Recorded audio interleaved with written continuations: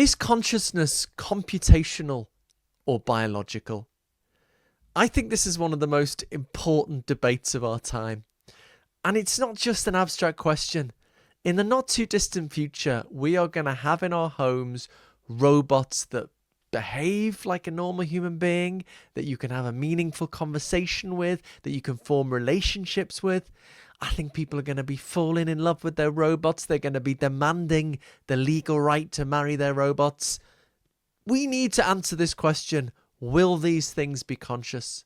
Is consciousness computational or biological?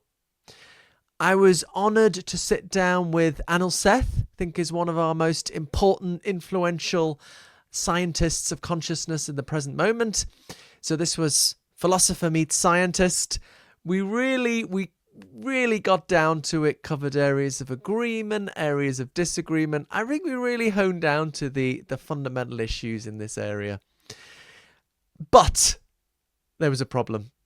This was my first in-person interview on this fairly new channel, and the microphones didn't work. So sadly, the audio is crap. If you can bring yourself to look past that, I think there's some really good content. This is a really interesting, important conversation that I feel quite passionate about. So if you can bring yourself to look past the rubbish audio, I think you'll get a lot out of it. Anyway, see what you think. In the meantime, subscribe to the channel. Support me financially if you can. Subscribe to my Substack. Let's carry on the conversation. And enjoy my discussion with Anil Seth. Anil Seth, is AI conscious? Well, it depends what you mean by AI and by conscious, but I'm sure we'll get into that. If we start with the everyday notions of these two things, right? Consciousness is for us human beings, it's the ability to have experiences, what returns when you come around from a dreamless sleep. Right. When you open your eyes, we have a visual experience. It's not just that our brain is responding to signals. And if by AI we mean the current kind of crop of language models and other things running on silicon hardware doing digital computation, I think the answer is nobody can know for sure, but I'm extremely, extremely skeptical. Right. I think almost certainly not. Right. How come? In what is based your skepticism? What's based my skepticism? I think it's on a few different pillars. One is recognizing the role of our own cognitive biases in what we think of being conscious, or the kinds of things that we attribute consciousness to. So we tend to be very anthropomorphic and anthropocentric and human exceptionist. Speak for yourself. I do. Well, I'm speaking for you as well. I think we, but in general we do, right? I mean, we tend to group things together which we think of as distinctively human.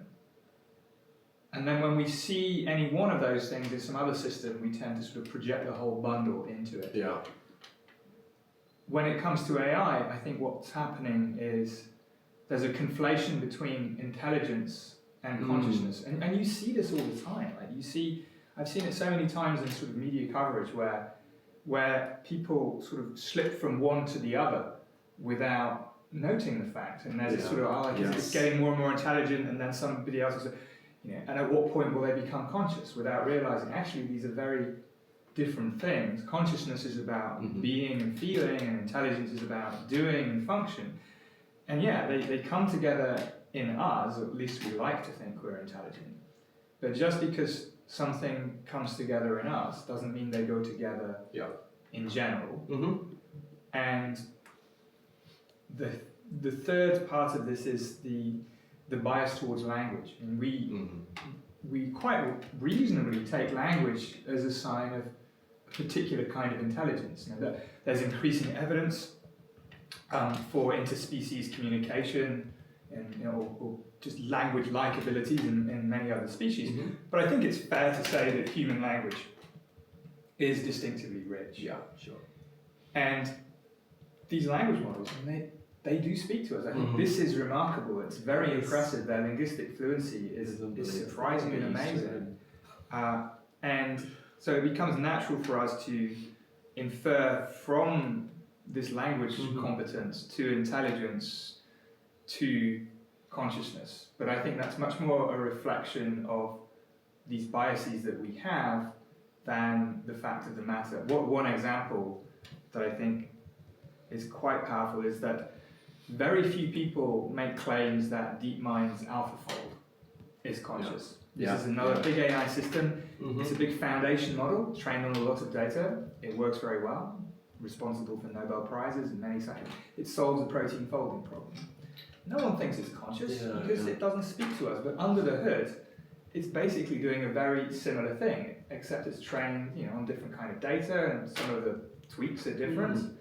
But if you think ChatGPT is conscious, then I think you have to explain, well, why don't you think the same of AlphaFold? Or maybe you do, but you don't hear that very often. That's a really good comparison. Yeah, I think we're sort of very close on this issue. We've had a few public discussions, 3 or 4 maybe. People can check out on YouTube. I should put the links in the description associated with this.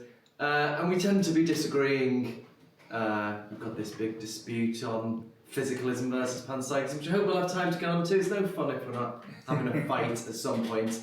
So you've just got this prestigious essay prize with the Berggruen Institute on this fantastic article that I should link to, making this case that AI, at least as we have it at the moment, is not conscious. And yeah, I mean, reading it was making a lot of sense to me. And I think particularly one thing you focus on is your conviction that consciousness is something biological rather than computational. Can you say a little bit more about that? Yeah, so I think that's actually the third step. So right, the essay, thank you by the way, it was a delightful surprise to win this prize, and really I hope it means the essay gets read. I mean, the first thing to say is I don't think anyone can be sure in either direction on this issue. Like 100% confidence is difficult. Sure. But that doesn't mean anything goes, and we know nothing. So the point of the essay was to make the case on the other side, but with a certain humility as well. We don't know for sure, but here are some reasons and resources for people who are sort of naturally skeptical of the idea that language models and AI might be conscious. So step one was these biases of why we might even think that AI is conscious. And there's a bunch of other things going on there too, by the way, about our inability to grapple with the nature of exponential change and sort of motivated reasoning, I think, that's happening on the part of some of the tech companies. It sort of could be in their interest to think of AI as a slightly closer to magic than to being a stochastic parrot. right. And fundamentally, if you're the kind of person that wants to exist forever by uploading your mind into the cloud in some digital rapture, we can talk about the heretical digital religion or something, then you have to believe that computers broadly can be conscious. Otherwise, there's no way of uploading your consciousness to persist. So I think there's a few things maybe not surfacing that are sort of tempting people to this kind of view. But I think it's good to examine those assumptions. And then there's the case of why consciousness and life might be closely associated. But there's another important bit in the middle, I think, which is this basic question of whether consciousness is based on computation. This is really the deeper assumption, and the more, I think, philosophically interesting and scientifically interesting assumption underlying the idea of conscious AI. This notion of computational functionalism, which, as you know, is the technical way of saying that if you implement the right kind of computation, whatever that might be, then consciousness happens. And that's almost the article of faith of a lot of people who've been working in AI and especially at this interface. And I just think this might be right, but it's a very, very big assumption to think that everything the brain does, let's assume, I know we'll get back to this, let's assume, for the sake of argument, that consciousness is something that depends intimately on the brain. That seems a reasonable assumption, though. At least in some sense, at least. right? Yeah. At least consciousness, as we human beings Sure. experience it. We know if we change a brain, then we change the human conscious experience. If you take out a bit of your brain, it's going to change your consciousness. Absolutely. You take a whack of general anesthesia, it's gonna go away. Now this is, I hope we both can agree that we can agree on that while still disagreeing about the metaphysical nature of consciousness. It's not, as Aristotle thought, it was a cooling system, the brain, that was wrong. I think we can agree. I think we can agree that was wrong. Okay, we established it. But given there's this intimate dependence, then I think it's very there are just so many open questions about what is it about brains brains embodied in bodies, embedded in worlds, what is it that matters? Maybe it's other people and language, maybe it's metabolism inside a single cell. The idea that computation is the thing that matters is a very specific bet on a very particular kind of level of description or level of abstraction about the kinds of things that brains are and the kinds of things that brains do. Yeah. And it's kind of this computational premise that everything that matters about what brains do can be sufficiently captured at the computational level. Yeah. And this may seem like, on the one hand, it seems a remarkably strong claim given all the other things going on in brains. On the other hand, you might say, well, of course, what else could it be? I mean, brains are basically meat-based computers and they process information, and so that's the common argument. But the closer you look at brains in comparison to silicon digital computers, I think the more you realize how different they are and how overstretched this metaphor of the brain as a computer is becoming. And the more we question the idea that actually the brain as a computer is a powerful metaphor, but it's just a metaphor, and like all metaphors, it has its limits.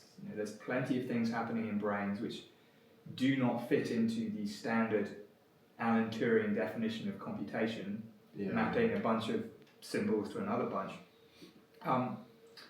Any of these other things might matter for consciousness or intelligence, but intelligence you can think of as, well, because that's fundamentally about doing something, there may be many other routes to that. It's plausible that you can do that in silicon, whatever.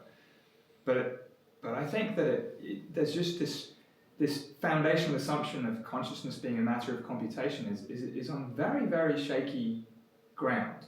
So that's I think the most important bit, actually. And then there are plenty of other options, and one other game in town for what consciousness might be is it might be a property of living systems only. Right. So but they're two independent, they're sort of mutually reinforcing, but strictly independent arguments. Like, I think you can be skeptical about the computational view of consciousness without having to buy into this biological naturalism idea. Of course, if you buy into biological naturalism, you kind of have to be skeptical of the computation. But it doesn't go the other way around. Like other theories, like integrated information theory, go against computational views, but they're not biological views. Sure. Yeah. So I guess neither of us think consciousness is kind of magical or supernatural or added by God at the moment of conception.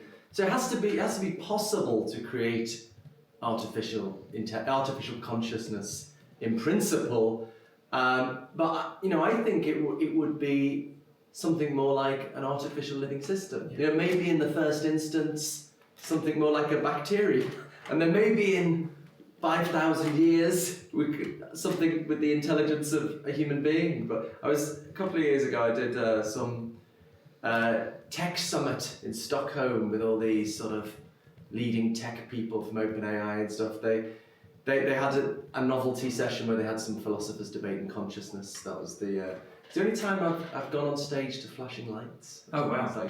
Anyway, we had this posh meal the night before with all these tech leaders, and we went around the table saying, when will we have artificial general intelligence? And they were like, 50 years, 20 years, maybe 100 years.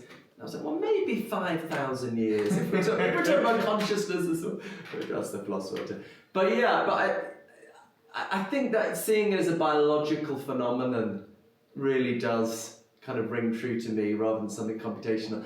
So I am of one mind with you, but there might be people listening or watching this who are of the more computational mindset. So let me play devil's advocate a bit. Sure. What if I just press you and say, okay, but what's your evidence? This all sounds very intuitive. What is your evidence that the computational view is incorrect? And it is, as you say, it's particularly hard with consciousness because it's not publicly observable. We can't sort of look in the brain and say, oh yeah, there's the feelings. And so it's always going to be sort of some extent inference the best explanation.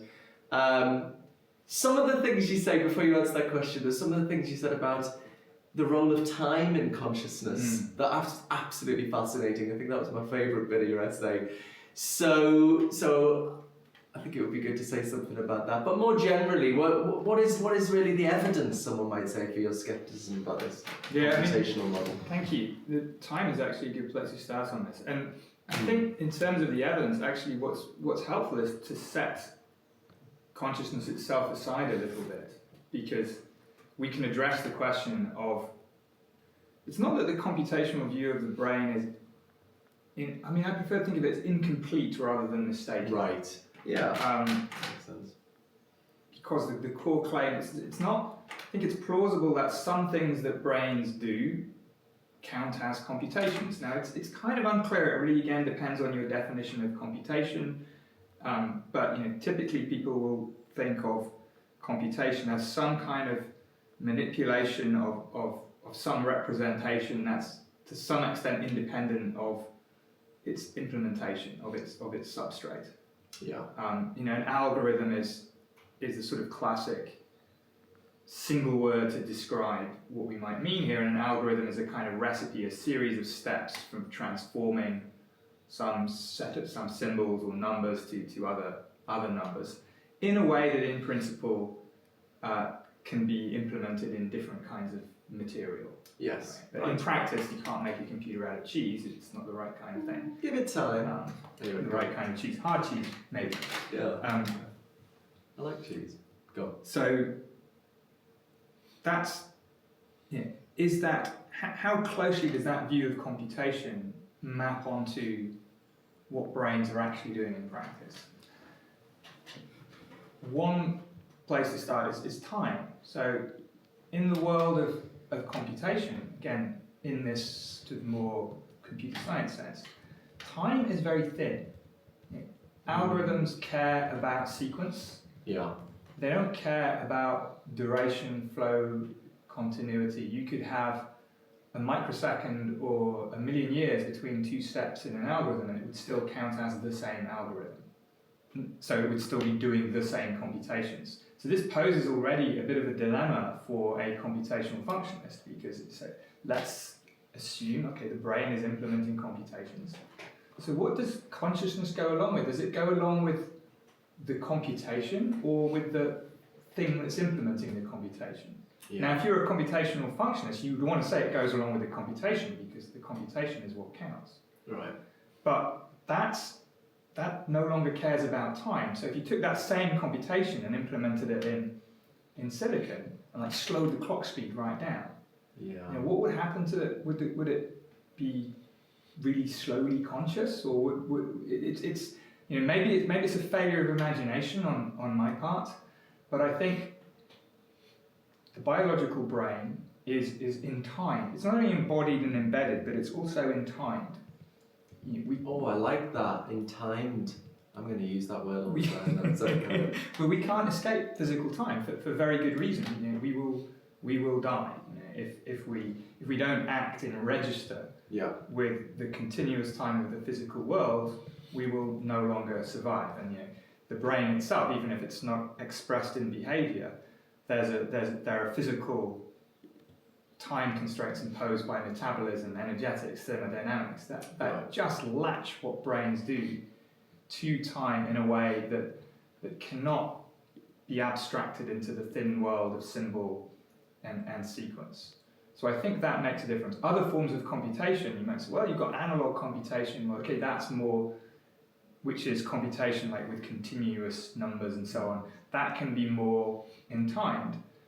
the challenge is that as soon as you sort of widen the remit of what counts as computation beyond silicon digital algorithms, you lose the idea that you can kind of abstract what's necessary and implement it somewhere else. Like analog computation imposes much stricter constraints on the material basis. So that's the second point, that when we have evidence that the substrate matters, that the material constraints of the brain really matter, we've kind of got evidence against the computational premise, so to speak. And if we've got evidence against the computational premise that the computation is the only thing that matters, we're kind of shifting the needle away from the idea that computation should be sufficient for consciousness. Yeah. So I think the argument runs like that. One more example, I think, of why the material matters for the brain, which I found helpful, is an observation that's been made a couple of times. I remember there's a paper from 2023 showing that the behavior of a single neuron, like some neurons in the brain, fire spikes of activity to clear waste products of metabolism, to clear sort of reactive oxygen species and these damaging things that build up. So even if you think the only thing that matters in the brain are the timings of these spikes or action potentials, which you might say, okay, we can abstract that into some algorithm. Well, if you really wanted to understand how and why the brain fires spikes when it does, you can't do that absent the constraints of metabolism. So I think, again, you have these many points of evidence that collectively show that brains are the kinds of things for which it is very difficult and perhaps not possible to separate what they are from what they do. And if you can't make that separation between the mindware and the wetware, then the computational premise is on shaky grounds, and then computational functionalism is itself on shaky grounds. Yeah, so we just keep coming back to the point that it's the stuff of the brain, the specific physical working that's relevant. And yeah, I mean, I'm a panpsychist, you're a physicalist, but it doesn't matter for this point that it's the detailed workings that are relevant. I suppose it's the computation, it sort of abstracts, doesn't it? But how far can we take this, right? How far?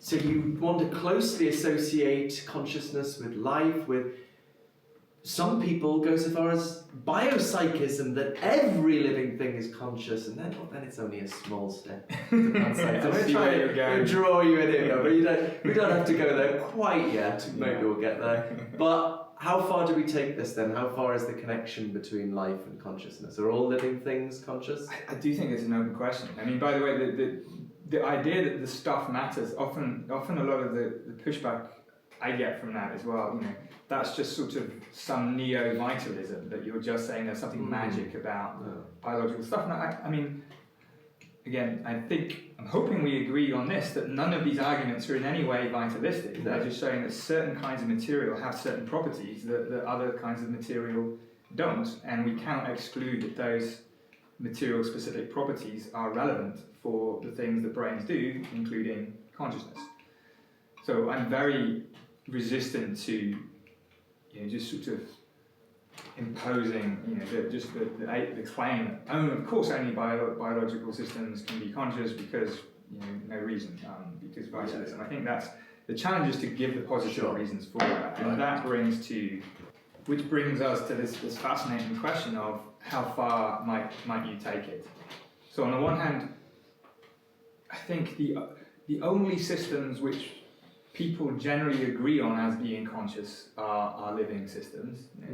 AI, that by itself is not a strong argument, but it just shows it's not a stupid starting point to think of life and consciousness being related. Yeah. But I don't find myself drawn to this biopsychism position, which is the position, as you said, that everything that is alive is conscious. Biological naturalism, as John Searle kind of introduced the term, and that's his thought, as far as I understand it, and certainly the way I'm using it, is that the claim is that life is necessary but not necessarily sufficient. Okay, yeah, so sure. Yeah. all conscious things are alive, but not all alive things need to be conscious. Right. Why not? I don't really know. I mean, that's to be very honest, that's the hard work that needs to be done. And consciousness is very easy to lose, right? We human beings can lose it quite easily while still being alive. But we lose it in certain states. So that doesn't mean that a simpler creature, like an amoeba, could, maybe it has a much simpler form of consciousness. That's possible. But just the fact that consciousness does seem to be a bit fragile in those cases where we know it exists. And it also seems to have functional roles, which may not apply to some living systems. So there's a whole, I think, very exciting line of research now looking at the functions of consciousness. Yeah. Not whether consciousness is functional in the sense that that it's a computational view or whatever, but what do conscious experiences allow organisms to do in practice? Yeah. And if we understand the functional role of consciousness better in those cases where we're confident it's present, human beings, many other mammals, for instance, then we have a sort of a better idea of, okay, if we look at species a bit further away on the evolutionary tree, do they do the same kinds of things? Are they faced with the same kind of challenges that require the functions that are associated with consciousness in humans? And if not, then we have some reason to think that okay, maybe they do not have consciousness because consciousness would not be useful for that organism. Right. Do you have a view on what are the neural correlates of consciousness? I mean, I always thought that was the core task of the science of consciousness. I mean, just to give a little bit of background how I think about things, okay, the scientific task is to work out, or at least one central scientific task is, what are the physical states that are necessary and sufficient for consciousness, that you need for consciousness? If they go away, you lose consciousness. And then Christoph Koch famously predicted in the 1990s we'd have the answers by now, we'd all be wrapped up, and then 2 years ago he famously conceded defeat on that because there's just no consensus. There's the integrated information theory, global workspace theory, higher order thought theory, a million others. So I think of that as like a core scientific task, and then I think of the philosophical task is, well, why? Why do consciousness and physical states of whatever kind go together? But yeah, I guess I don't hear you talking that much about, like, do you have a view of, do you think, well, I guess two questions. Do you think that is a core task, not necessarily the only task, but a core task? Do you think we're on the way there? Do you have a view of a plausible candidate? I mean, there's a very interesting paper people might be interested in. Erich Schwitzgebel, very good philosopher of consciousness, I'm sure you know, who's got this paper saying he's just sceptical that we can ever know, for example, whether a snail is conscious. So all we can do, and touched on kind of part of what you were saying there, is because consciousness is not publicly observable, we can start with the human case, ask people what they're conscious, and then try and extrapolate. But the further we get from the human case, it just gets more undecidable. So you think, when it gets to snails, he's just sceptical we'll ever know. So is that still a central task? Are you confident we'll get there? Do you have a view of what is a plausible candidate? So it's got to be living, you think, but what is the extra ingredient, the extra spark? Oh, it sounded magical. That does sound magical, yeah. I'm maybe like in a metaphorical sense. What's the ingredient? Yeah, that's definitely good. I mean, a lot in there. So just starting with the neural correlates thing, I think, historically this is an interesting, it's an interesting way to think of the field as a whole. The other day I was talking to Matthew Kopp, who's written a new biography of Francis Crick. I loved his book on the idea of the brain, intellectual history of the brain, going from when we thought the mind was in the heart, and sorry, I've interrupted you there. No. But what I got out from that was that really changed me, actually realizing how little we know. I think the sense I got from that is like, we know the basic chemistry, how neurons fire and action potential stuff. We know what big bits of the brain do in the overall functional economy, but sort of the in-between bit, how these functions are realised at the cellular level, we're sort of clueless on. That's what I got at, and I was like, oh my god, I thought, that kind of changed me. Okay. I thought Like how? What in what way?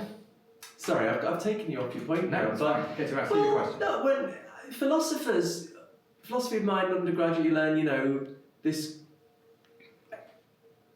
that we are, science has proved a sort of very reductionist picture, what's sometimes called the causal closure of the physical. You know, we've explained so much of what's going on in the brain in terms of chemistry, and then the chemistry is reducible to the physics, so then it's going to be very hard to fit a soul in there. I mean, I'm not a dualist, but even with Panpsychism, you have some less reductionist versions where you have, you know, what philosophers call strong emergence, where there's new kinds of unity, new kinds of causal principles pop up. And I thought we had empirical evidence against that. And that was in a sense one of the attractions to Panpsychism, because I thought you could tell a reductionist story without being a physicalist. There's a sort of middle way between physicalism and dualism. So my first book, my academic book, Consciousness and Fundamental Reality, was sort of premised on that. But I guess talking to more neuroscientists, in particular reading that, thinking, I don't think we know enough. Not saying we've proved it's not a reduction story, but we don't know enough to say one way or the other. Yeah, that's fascinating. What do you think? I mean, it's a great. I also really like the book. I mean, it talked about it a bit with Matthew the other day as well, and I think for me it's been somewhere in the side of my mind when thinking about these questions about AI and consciousness, because part of the story, so Matthew gives this very nice intellectual history of, as you say, the various metaphors that people have used to try and understand this implacable complexity of the brain, and the computer is one of those. It's one stop on the way of this journey of metaphor. And I think when you put the computational view in its broader historical context, as Matthew does, it becomes more you become a little bit more inoculated against the mistake of reifying that metaphor. So I found it very helpful. He doesn't agree with my philosophy. He's a very much sort of fan of Patricia Church, and but neither do you. I think the other point is, reductionism, I think, is can be understood in many ways, right? So you'll know more about the technical differentiations of the term, but there's a sort of broad thing where, you have this sort of physical or causal closure of the physical universe. But then there's also this methodological idea where, you break down a complex system into its fundamental parts, and you can explain everything through the interaction of those parts. Those things are a bit different, and then in emergence we have the strong view where indeed you kind of port in new causal powers, which would sort of be in tension with the causal closure of the physical universe. But there are other ways of thinking about emergence where it's in the second, more methodological sense, where you say, okay, I can't explain the workings of the system or predict them by breaking it down into its fundamental units. You have to look at higher levels of organization too. And I think the brain is one of those situations where you need to look at different, what the physicists would call coarse grainings, different levels of abstraction of the systems that can interact with each other. So another difference, to take us a little bit backwards again, another difference between brains and computers, which goes along with this ability to separate what they do from what they are, is that computers have a strong separation of scales. So the algorithm is by design insulated from the lower level of the metal, the silicon hardware. Brains don't work like that, right? They're scale integrated. So there's increasing, I think, reason to believe that what they do is in virtue of the fact that the micro and the macro are sort of deeply entangled with each other. So anyway, back to Crick, because we were talking about Cobb, because he's written it's a great new book about Francis Crick as well. And it was Francis Crick who, with Christoph Koch, really pushed the agenda of let's look for the neural correlates of consciousness.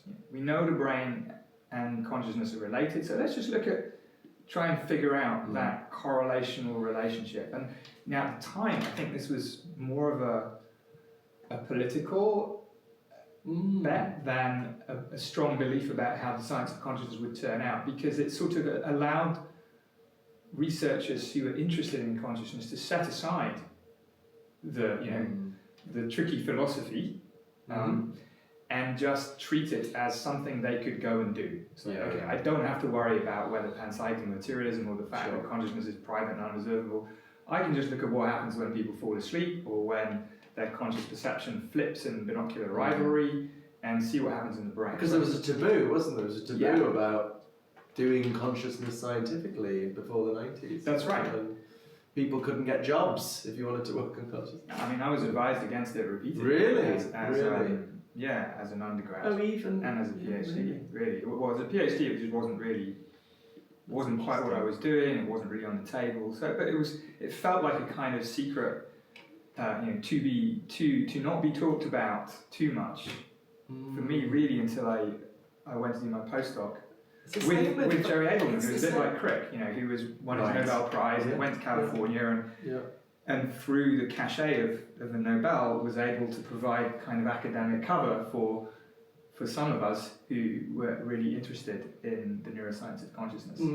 It's the same taboo with the foundations of quantum mechanics, I think. Yeah. And I wonder whether it's in both cases you need the philosophy, and then it makes people think, oh, is it not real science, or it feels a bit intangible, and I don't know, but maybe we just need to have, as a society, a bit more respect and understanding for the importance of philosophy in these kind of foundational issues where it's not clear what the rules of the game are, and we need to be doing a little bit of philosophy as well as the experiments. But I think we're at risk of agreeing far too much here. I know. Because I was at We'll last have year. a fight in a minute. Don't worry. We'll have a fight, but just on that point briefly, one of the things that I totally agree. I think foundations of quantum mechanics, consciousness research, cosmology, there are various things where I think many parts, maybe not all, but philosophy and science have to be brought together in many of our most puzzling areas. Maybe in some very, in quotes, mature areas of science, you can sort of set it aside and do your genetic sequencing, whatever it might be. And the philosophical issues might be more applied, might be more ethical and so on, rather than foundational.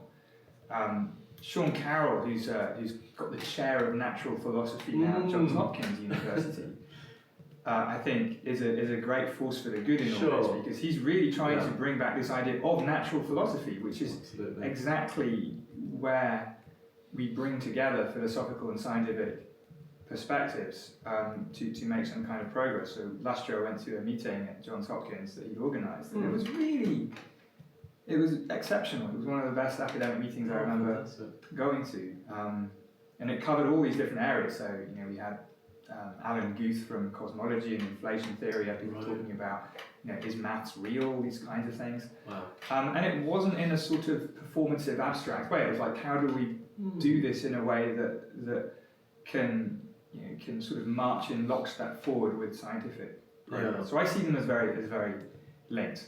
Neural correlates, we still don't know where they are.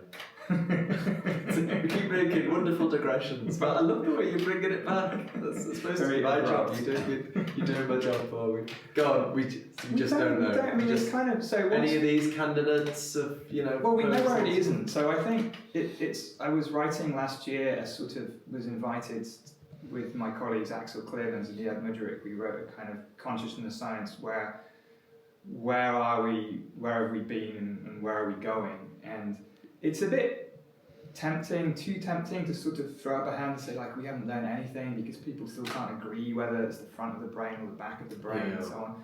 But I think if you look back with a bit less of a jaundiced eye, you see there's been a lot of progress. Yeah, sure. The question of correlates might just be a bit of an ill-posed question, because it sort of assumes that there's some fixed set of neural regions that is responsible for consciousness and other ones aren't. Whereas it may well be that it's a shifting coalition of neural areas that are involved, and it's something about how they're organized together with maybe some preferences for different brain regions.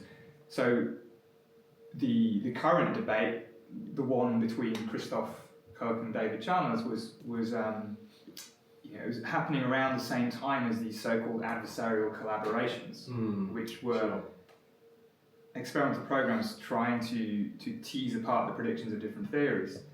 And the results were not conclusive at all. But I think they are making progress. Yeah. And I think we can talk about different correlates for different kinds of consciousness. We know the cerebellum seems to be very much not involved, even though it has 80% of all the neurons in the brain. So progress is being made, but correlation is not the only goal. That's the pragmatic goal when you set aside the interesting philosophical questions. Sure. Really what we want to understand, as you said, we want to understand the why, but not necessarily the big why, the big metaphysical why of physical processes and conscious experiences, but even smaller case whys about why does this pattern of activity go along with this conscious experience, or with consciousness fading under sleep and anesthesia.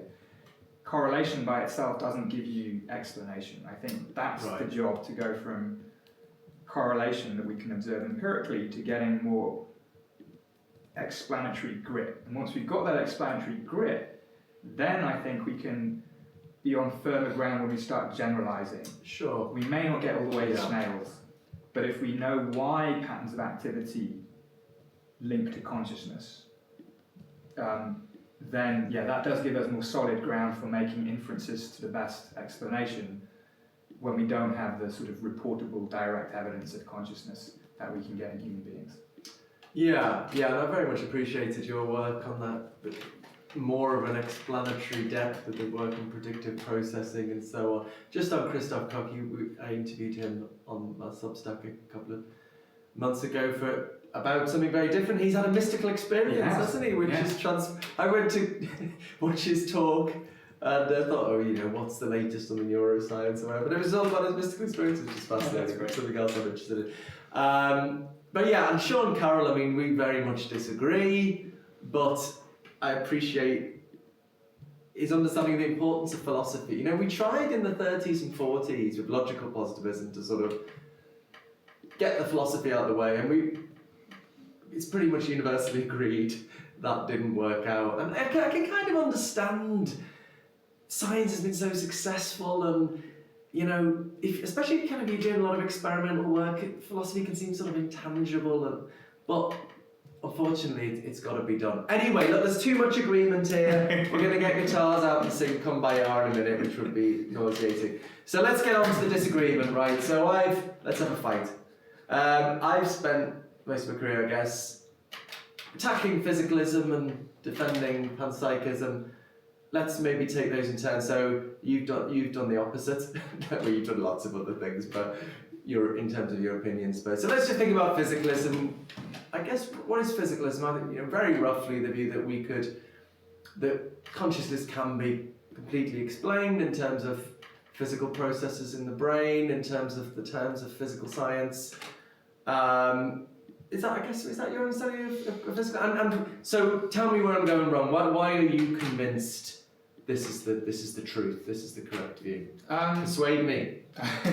Well, that's going to be a tough. Some things are just not possible. I change my mind sometimes. But I think broadly, so my understanding of physicalism is really it's very similar to what you said. It's the view that consciousness is a property of physical, natural processes. Right. Physical stuff doing something organized somehow. I'm not so sure, man. You know better whether that means it has to be explicable. I think ideally that would be nice, but I don't know if that's actually a core commitment of physicalism. That's a good question. Of course, that's what we try to do. And I self-describe, when pushed, as a pragmatic physicalist. Right. So it's not that I have this strong core belief that I want to demonstrate that physicalism is true and that other metaphysical views are false. But I find it the most natural, no pun intended, because naturalism, physicalism often mixed together. That naturalism is not in contravention of the laws of nature, so it is pretty similar. I find it the natural way to think of things, and also the most useful if we're trying to gain explanatory insight into a phenomenon. And I suppose a sort of philosophy of science view would be that the more that pragmatic view cashes out, so the more indeed we feel we understand about consciousness through taking a pragmatically physicalist view. In some sense, that might be evidence that that's not a stupid view to have.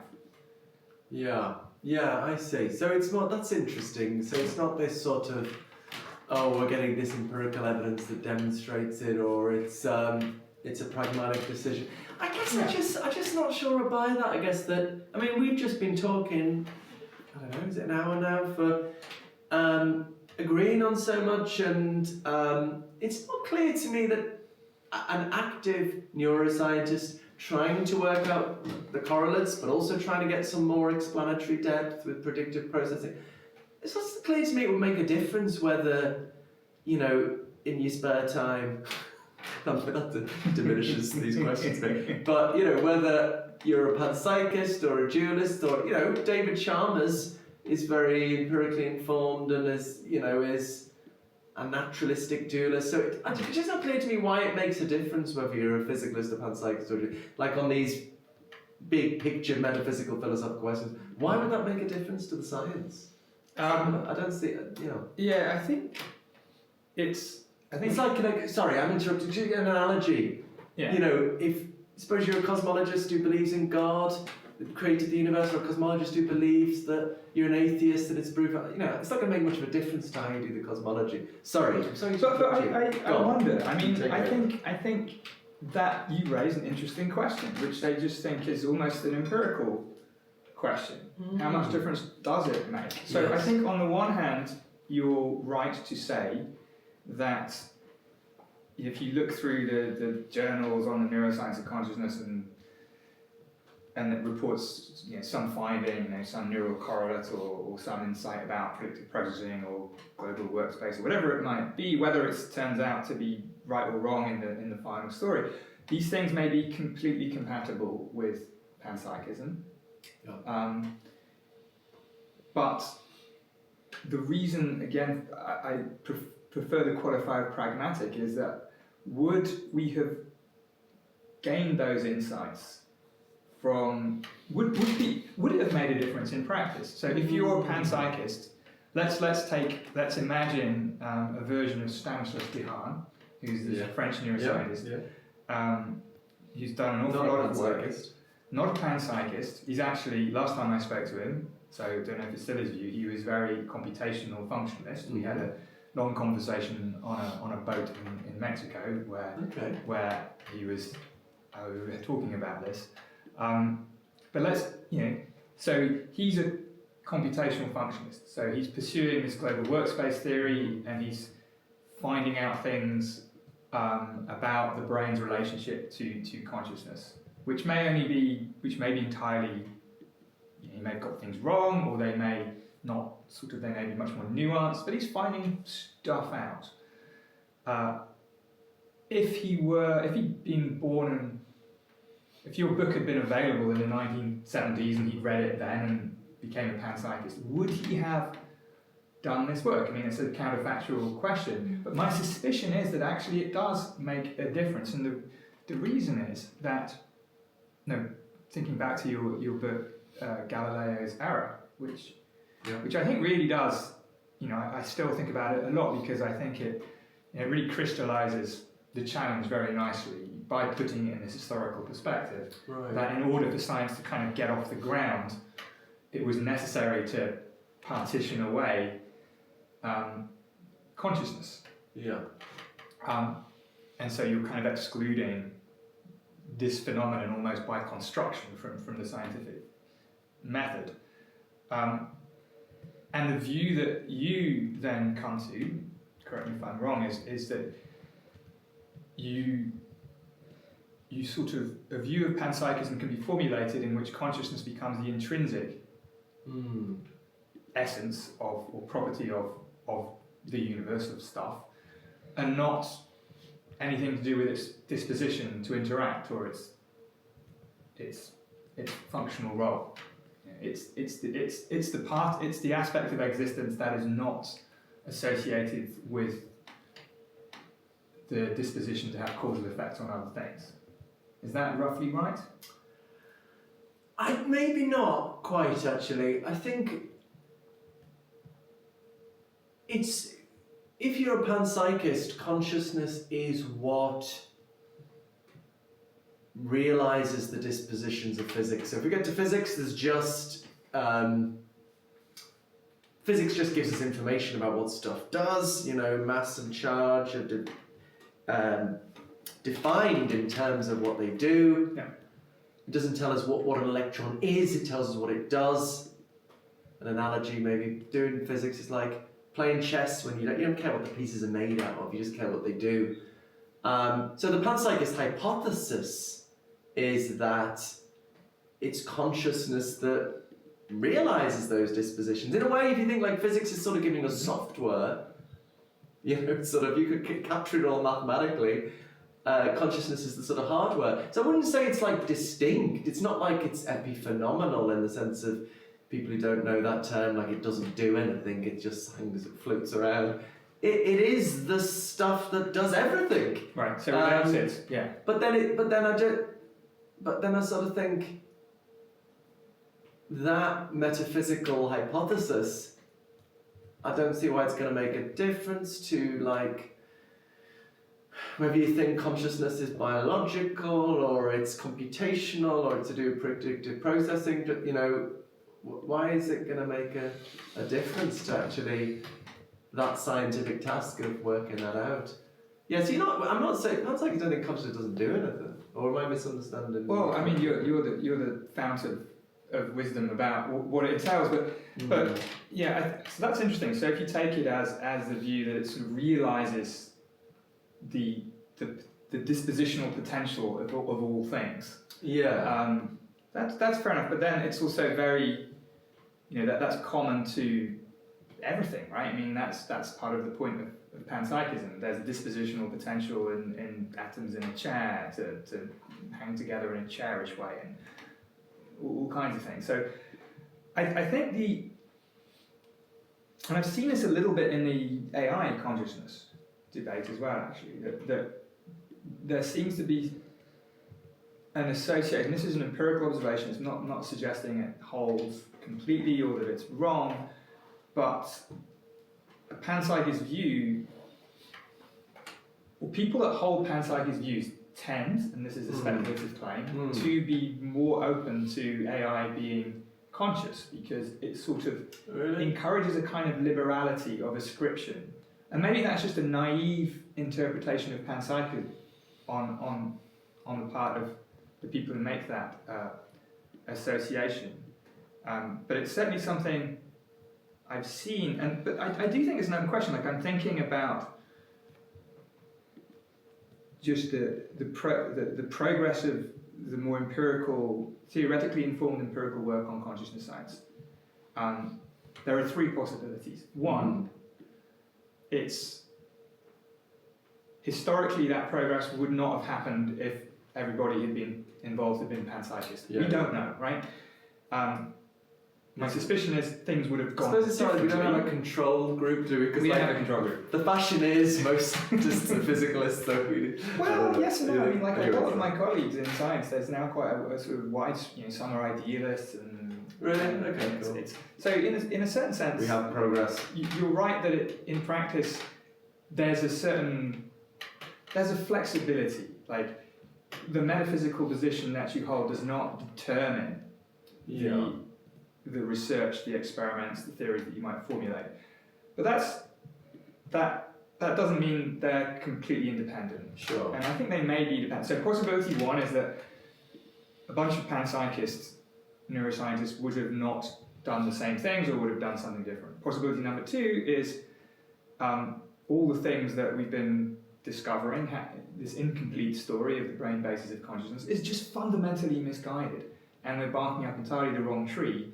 And in fact, if we'd all been panpsychists, we would have much more satisfying answers now about the basis of consciousness in brains and in everything. We don't know. And the third possibility, I forget what the third possibility is now. Maybe I've already mentioned three. I'm losing track. So one panpsychist scientist would have done things differently. So it would have been less productive. It would have been more productive. Yeah, just different.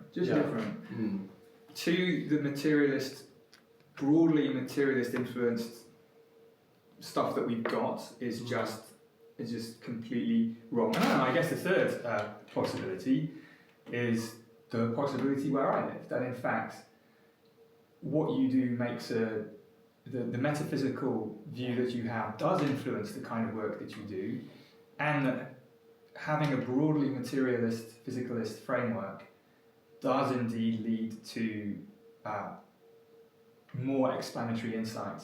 Right. And even if it's not ultimately proving its own, even if it's not pulling its metaphysics up by its own bootstraps. Yeah. It's interesting you say panpsychism inclines people to think AI is conscious. I think it goes the other way for me, because I think for me consciousness is the stuff of the flesh and blood of the world. Russell, in his, he's the pioneer really for this form of panpsychism, said, well, physics gives us the skeleton, the causal structure, but then consciousness is a sort of flesh and blood. It's the concrete stuff. So whereas computational stuff is more kind of abstract sort of organisation, but ultimately I think it's a scientific question, and I'm not sure that panpsychism would influence me one way or the other. But I just want to say, I think people might be thinking, well, what the hell is the point of this view if it's not affecting the science? And I suppose ultimately I think then the battle is fundamentally, is consciousness explained in terms of the physical, or is the physical explained in terms of consciousness? Or the dualist position that they're just separate and maybe some special laws of nature tie them together. And I think that's a question we ultimately want answered. And on that, I think panpsychism wins, because we've been trying for decades to try and explain consciousness in terms of physical processes, and I don't think we've made a lot of progress in the science of consciousness. But in answering that question, which question? The hard problem, how do electrochemical signalings result in a feeling, an experience, a first-person perspective? I don't closing the explanatory gap. Right, I see. So I don't think we've got answers there. Whereas what the panpsychist does is turn that upside down. Yeah. And say, can we explain physical reality in terms of some underlying story about consciousness? And I think we've solved the mystery there. We've got the answers. Bertrand Russell, the Darwin of consciousness, showed us how to do that. And this is the hardest bit to explain, but roughly the thought is, because physics is purely mathematical, it's just sort of software, it's just what stuff does. If we can tell some underlying story about very simple forms of consciousness through their behaviour, through their interactions, they make patterns. They're the sort of hardware that realise the software of physics. Yeah, then we've explained physics in terms of consciousness. So we can't explain consciousness in terms of physics. We've at least never got even the starting answer to that. But we can explain physics in terms of consciousness. We know that can be done. It's not very fashionable, but we know it can be done. Well, okay, so then the question for the panpsychist would be, okay, you say you turn on its head and you can explain physics in terms of consciousness, but physics has sort of done quite a good job of developing its physical theories without much appeal to panpsychism. So the question to you again, much like the question about whether neuroscientists of consciousness would have behaved differently or discovered different things had they been panpsychists. So what has a panpsychist view contributed to physics? Absolutely nothing. Nothing. No, but then that's. So you say it's explained physics, but I think it's just compatible. It's a philosophical issue. Let me give you an analogy. Something I told you earlier. I had bad insomnia last night from 1:30 till 5 in the morning, and I was reading about neologicism, the attempt to explain mathematics in terms of logic, and this was a big thing in the late 19th century, in the 30s, and then it fell apart, partly through Gödel's incompleteness theorem, but then in the 80s, with people like Crispin Wright, in a sense of worked out ways of potentially explaining mathematics in terms of logic, second order predicate logic. And I think this is important because what is mathematics? We seem to have these truths about mathematics. Do we want to be Platonists and say there are this timeless realm of numbers? How do we know about that? If we can reduce mathematics to logic, then we avoid this worry about how does that help us do science? I don't think it does, but I don't think the questions are purely scientific. Science is wonderful, science is important, but I don't think we get the full story of reality from science. We also have these unavoidable philosophical questions that can't straightforwardly be answered by experiments. I don't think you can answer by experiments, can you reduce mathematics to logic, right? But it's an important metaphysical philosophical question. So I think this foundational question about consciousness, is consciousness grounded in the physical, or is physical reality grounded in consciousness, or are they completely separate? I think it's a philosophical rather than experimental question, but it's still an important question, but it's not going to really impact the science. But science isn't everything. So science is not everything. These are philosophical questions. I'm just honestly interested in whether in fact it does make a difference. Yeah. So let me boil it down to another particular example. So in Panpsychism, people I hear talk about the combination problem as one of the organising questions about if you sign up to Panpsychism, this is the kind of thing you should worry about an answer to. How do you go from tiny conscious things to bigger conscious things? And this, from a panpsychist view, is clearly an important question to ask. So, if we run the tape forward, I wonder whether people who have that question in the back of their mind, as opposed to, let's say, people who have hard problem-like questions in the back of their mind. So let's take a bunch of two groups of scientifically literate philosophers and philosophically literate scientists in two groups. One has got the combination problem in their mind, one's got the hard problem in their mind. Let them do their stuff for 50 years and let's then compare. I think that would be super cool and super interesting to see what happens. And just to have to return to a tiny pushback, because you did sort of say, we've done this neuroscience of consciousness, but we made no progress in closing the explanatory gap or solving the hard problem. I tend to disagree.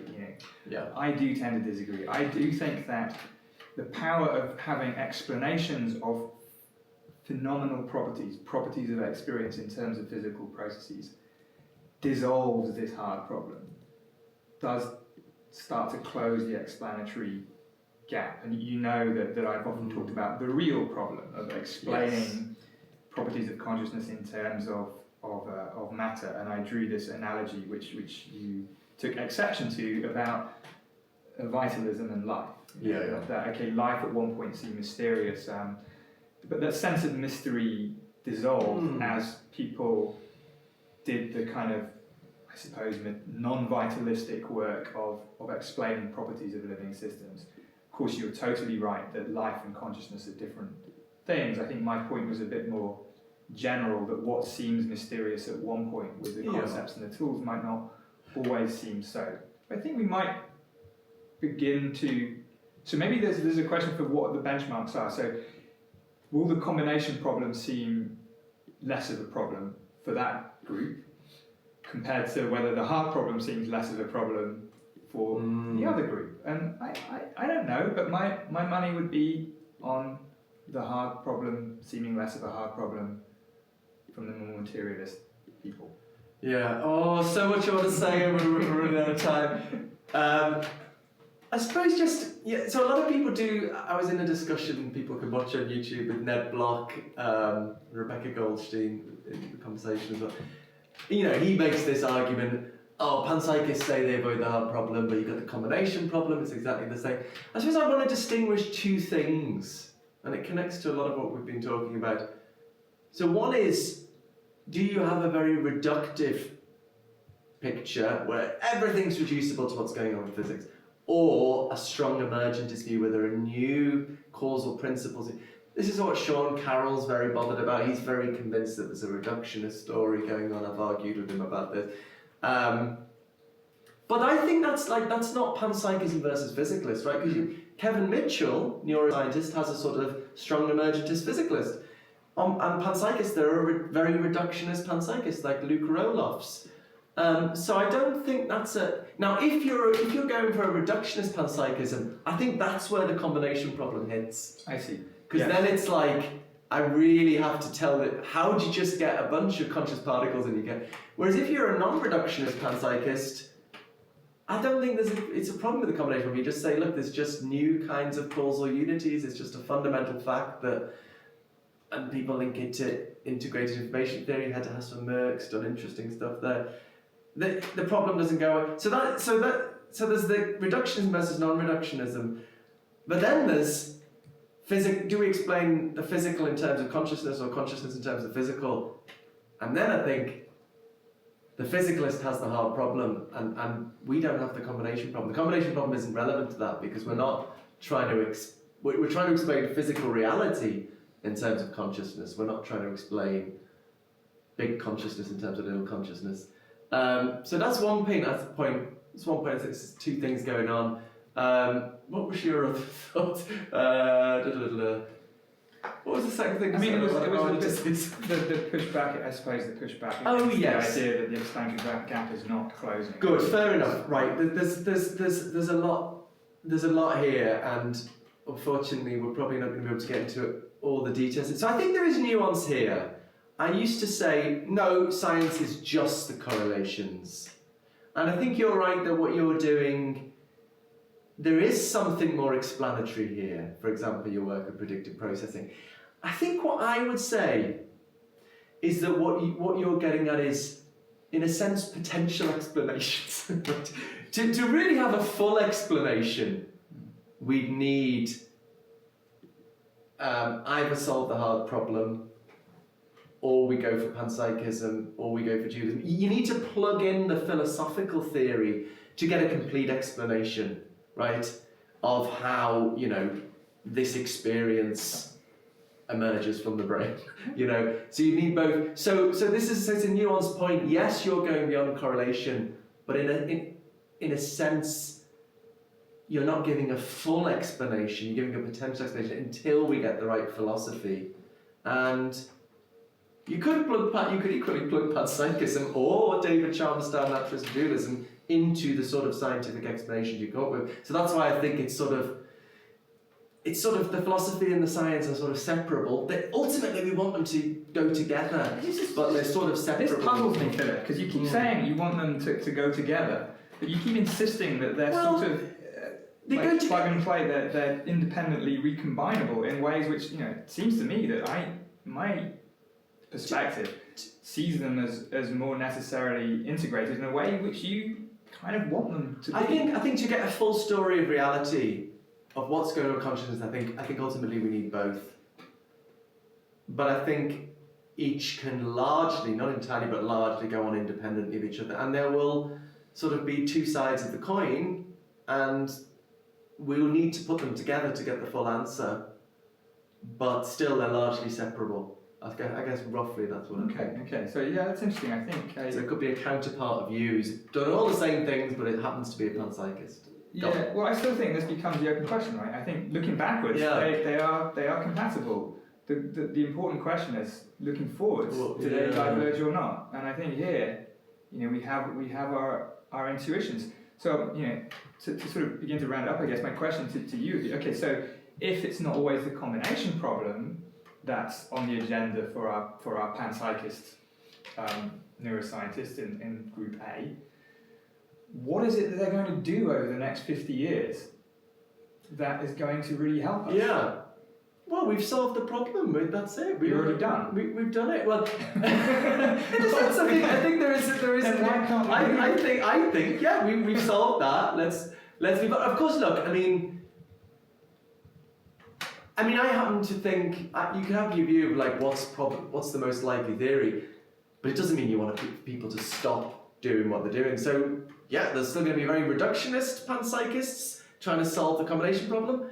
We're still going to have physicalists trying to solve the hard problem, and let's all just get on with it, and see what comes out. But then, of course, we make judgments about what's most likely. So if, insofar as like the theory I think is most likely is a sort of non-reductionist panpsychist, and I think, yeah, we've answered it. Just like, so if that sounds ridiculous, let's come back to the analogy of neologicism, right? Say you work out, say Crispin Wright has sort of shown how we get mathematics from second order predicate logic. Well, okay, we've done it. That's it. What does it help? Maybe nothing. But we've solved the worry. We don't have to believe in Plato's realm of numbers and work out how we know them. I think panpsychism is inspired by Bertrand Russell has solved the problem in a similar way.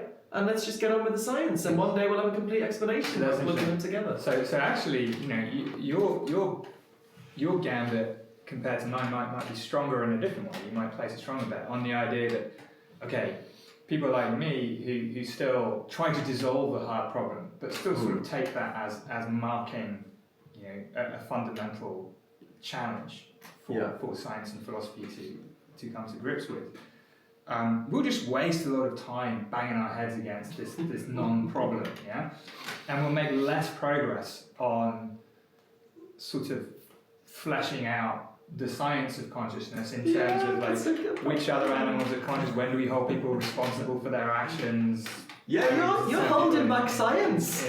We're holding back science through not being panpsychists, whereas you're panpsychists. Like we've solved it, so we can just get on with the practicalities now of just turning a wheel and unfolding. So that's an interesting, isn't it? You could make that strong case. I think it's thought of it like that. I haven't thought of it like that. But ultimately all of these questions are so uncertain, and so I wouldn't want to stop anyone doing what they're doing and trying to cash out their own particular view. And you make it interesting. I want to do some empirical work now. Which philosophical views are most productive in science? Someone should do that work. Yeah, it would be good. I mean, there's all kinds of, as you know, there's like this sort of whole experimental philosophy stuff now. Which is, largely it's sort of survey type things. How many people hold this view versus that view? What do they think about? So I think, and I can't remember off the top of my head, but rolling right back to the AI consciousness question, I think there probably are some surveys that provide information about people's metaphysical proclivity and what they and sort of how far the circle of consciousness extends. Yeah. So, they think plants conscious, blah, blah, blah. So I think, that's clearly addressable. Of course, it doesn't differentiate the different views of panpsychism. And, there'll be people who wrongly think that panpsychism is the view that spoons are conscious, or that a chair is conscious, or that a rock is conscious. Yeah. And of course, if they have that view, then they'll say a rock is conscious, whereas a materialist probably wouldn't. Right. But a sophisticated panpsychist might. It would be very interesting to see how that actually turns out. Yeah, as a PhD in this. Well, Anil, you're here in Durham to give a talk, and you've got to do that relatively soon. So we should. Thanks for coming into this is my office, by the way. I don't really make much effort decorating it, but. The shelves on the other side of the wall are all bare. Don't tell anyone that. I've got the books behind me, so people think I'm clever. Yeah, none of the other shelves have anything on them at all, just so people watching are aware. Thank you very much, Anil. Thank you very much. It's just been a very in-depth conversation. It's given me a lot to think about, and I've really enjoyed I've changed my views and developed my views talking to you, and I think you're a very warm and kind person, as well as all your wonderful intellectual achievements, just to add to the mix. And so I've enjoyed our friendship and our conversations. Do you want to say anything else before we finish up? Very much the same. I think we've had a number of conversations, and I've always enjoyed them. I always learn from them. And I think the philosophy and the science of consciousness is a better place for having you around. Oh, that's very kind. Let's leave it there.